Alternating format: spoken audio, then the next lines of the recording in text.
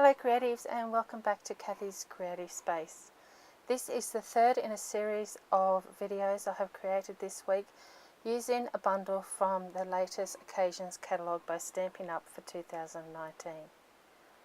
In my last two videos you would have seen me showing you this catalogue, and the stamp bundle that I've used was from page 13. So in the last two videos I've used the Beauty Abounds stamp set. I've used both the dots and sentiments and also the bubbles from this set, and those videos turned out really well. Today I'm going to use the dies, as you can see here, and they come in a set of 20 dies. And this is what the die set actually looks like. Now you can see it's quite a few dies. I've popped them onto a magnetic plate. We've got two big butterfly dies, which I'm going to show you how to use today. We've also got some plant-like images and lots of little butterflies.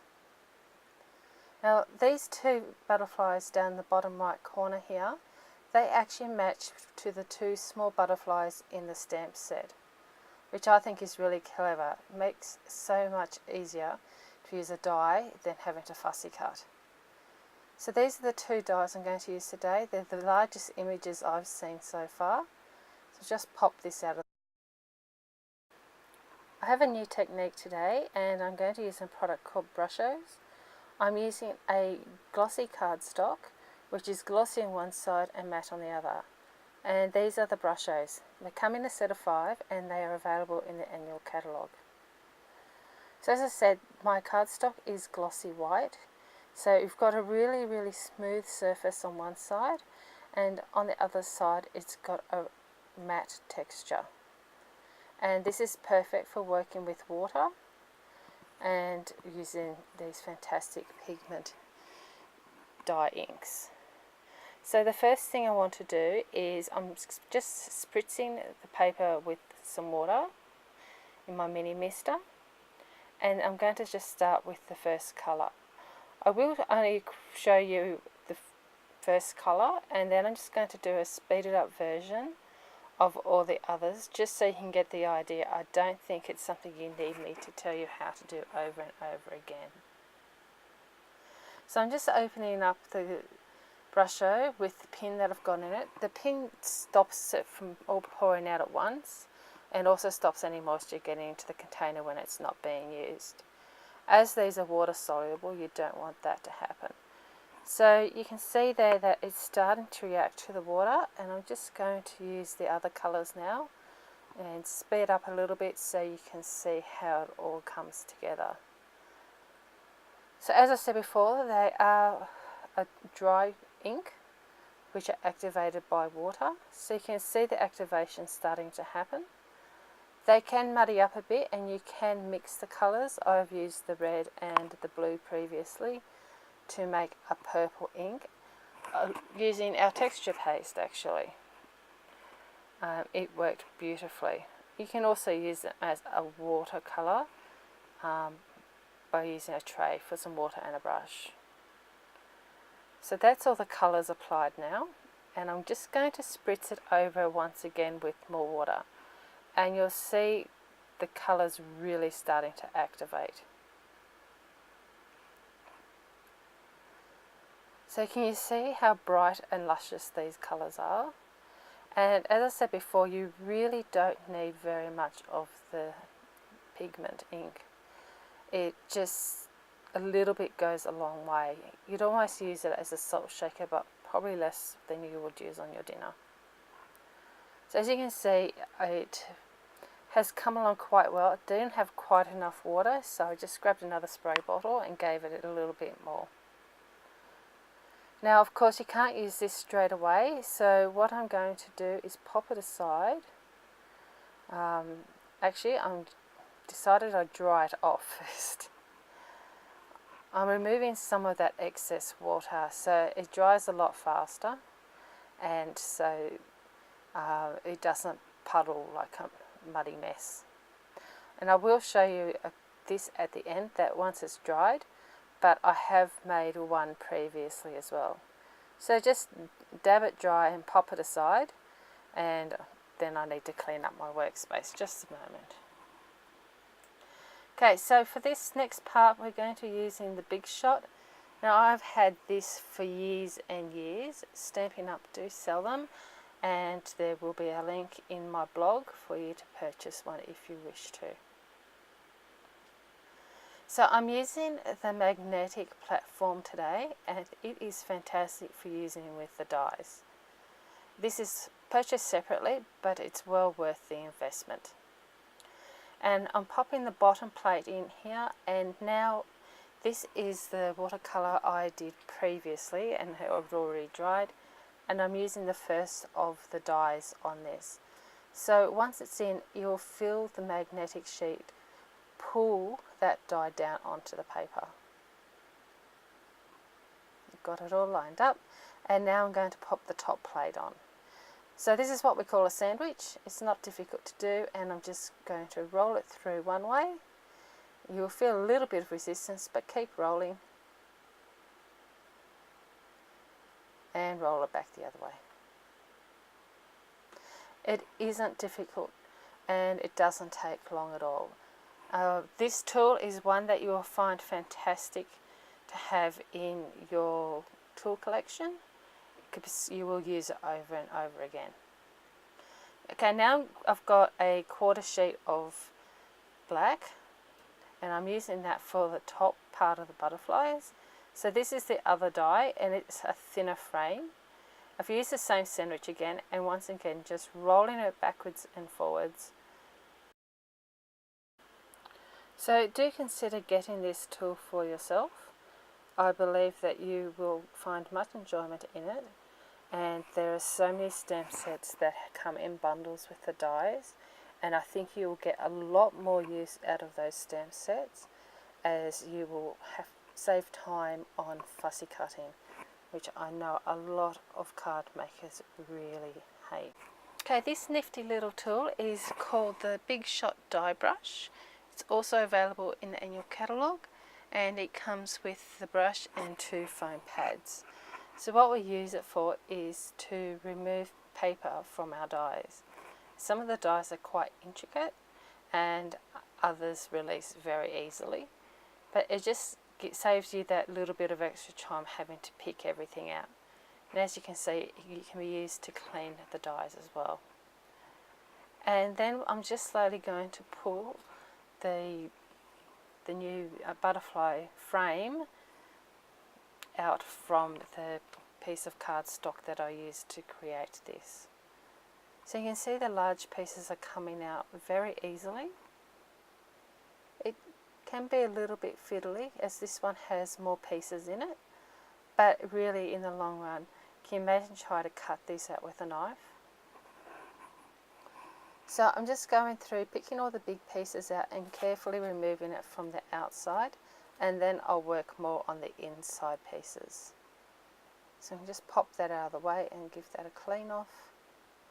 We won't need that for a little bit most probably, but I'm just going in and picking out the big pieces that I can, and any really small pieces I just use a pin to push through, because in this particular die set there are some really intricate sections. I'm just going to show you the coloured piece as well. It's the same process really, just push it through with the brush and then release, and you can see already how quickly that has come off, and it wasn't that piece of card pretty. So this one is coming up much more easily, as it's not quite as intricate as the black piece. And there we have it. So here are the 2 pieces we have. I've cleared them all with the die brush, and also I use a pin to push out some of the smaller pieces. And you can see the idea here is to lay the thinner piece or more detailed piece over the top of the other one. And I'm just popping a piece of white card under so that you can see how it looks on top of each other. And I think it makes a really pretty butterfly picture. And as I said before, it was such a simple technique to use. It's just having the right tools to do it with. So the next part of the project is to actually glue the top piece or the black piece onto the coloured. And to do this, I'm using our Tombow multi glue. This is a fantastic glue, and I'm just putting a little drop on my sheet here because you really do not want to use too much glue. And I'm just using the tip of a pair of scissors to apply the glue to the back of the black piece. If you use too much glue, you will find that it oozes everywhere, and then the top of the butterflies become quite sticky, and you really don't want that to happen. So I'm using really small amounts of glue and just popping it in a lot of spaces. It does take a little while to do. Another option you can do is put a little bit more glue on your mat or desktop and then gently dab the back of the cardstock onto it. I did end up editing the video here and just quickly finishing gluing up the butterflies so that you don't have to watch me do all of it. So here you can see that I've got the glue all over the back of the butterfly, and now it's time to line it up with the coloured piece. Now I found the best way to line this up is to actually line it up with the antennas of the butterfly. It was much quicker to do it that way. It can be a little bit fiddly and sticky on your fingers, but it isn't a difficult process. And then I just stick everything down. You do have the option then, if you wanted to run it through the big shot to really give it a good press, but I found doing it this way worked just as well. And so there you got the two pieces stuck together. I'll pop that side to dry, and I'm going to show you the next part. So I'm using pink pirouette as my cardstock, and I've just sliced an A4 sheet in half. And this tool is our score tool, and I've actually also got a second mat for it, which is in centimetres. So the main one is in inches, and then there's an insert which is in centimetres. And very handily, it has a score mark there for 10.5 centimetres, which is half of an A5 sheet of paper. So I just wanted to show you how easy it was to score a piece of card for making a gift card or birthday card or whatever sort of card you wanted to use. And it's as simple as that. So just pop this away, and then the next step is to burnish the piece of card. So I've folded the card in half, but so that the section that you've scored, you fold those two pieces together so it's like a mountain, and just burnish it, and that will keep your card nice and flat. So that wasn't difficult. I know this time this card is going to be in a vertical rather than the other two, which I'd made horizontal, just because of the shaping of the butterflies. And there you can see it looks very pretty on the pink. So our next step is to adhere the butterflies to our piece of cardstock. I'm using mini dimensionals here, and I have sped things up a little bit for you so you don't have to sit through me putting all the dimensionals on and then removing all the backs from them. So it's just a matter of popping the mini dimensionals in multiple places all over the back of the butterflies, and I also trimmed pieces of the edge of the dimensionals so that I could get them into even smaller spaces. Once you've attached as many dimensionals as you think you need, then it's just a matter, like in the other projects, of removing that plastic backing off each piece. I really like the dimensionals because it just gives each of your projects that little bit of a lift. I know that the butterflies would look fantastic directly onto the cardstock, but I think they look even better when they pop off the page a little bit, so to say. So once you've got all those little bits off, it is then time to attach the butterflies to your pink pirouette card. As I said before, we're popping this one on vertically. Just line it up so that the butterflies are on the page as much as possible. And yes, they do fit the half of the A5. Here's the butterfly card all finished. I think it is very pretty. And you can see I added a couple of little extra butterflies as well.